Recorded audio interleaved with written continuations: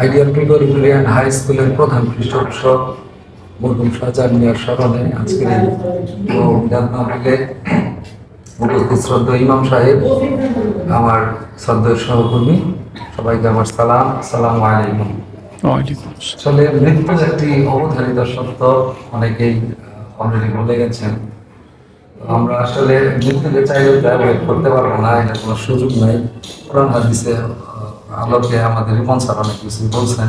আমি আসলে খুব একটা মানে কোরআন হাদিস সম্পর্কে কয়েকটা আয়াত বা মনে হয়। তো যাই হোক, আসলে আমাদের যে মরহুম শাহজাহান মিয়া, উনি অত্যন্ত ভালো মানুষ ছিলেন। সবচেয়ে বড় কথা হচ্ছে উনি মোটামুটি যেসব কাজে হাত দিয়েছিলেন, উনি প্রত্যেকের একজন সফল ব্যক্তিত্ব ছিলেন। তার যে শেরপুরের স্বনামধন্য প্রতিষ্ঠান হোটেল শাহজাহান, এটা আসলে সারা বাংলাদেশ ব্যাপী তার একটা পরিচিতি আছে।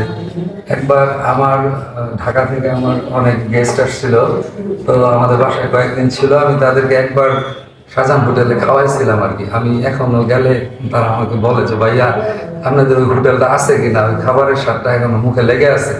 তো এটা একটা বিরাট প্রাপ্তি ওনার জন্য।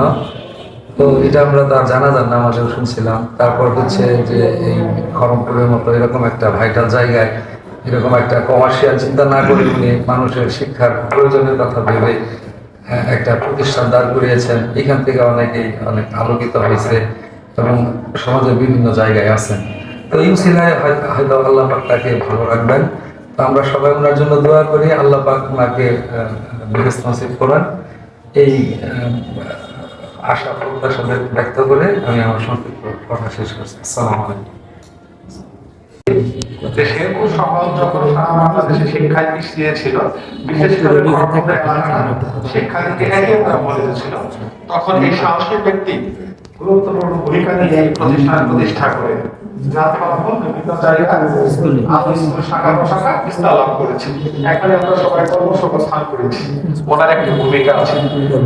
আমি এই সংক্ষেপে তাকে স্মরণ করে আলোচনা শেষ করছি। আল্লাহ যেন তাকে পরকালে জান্নাত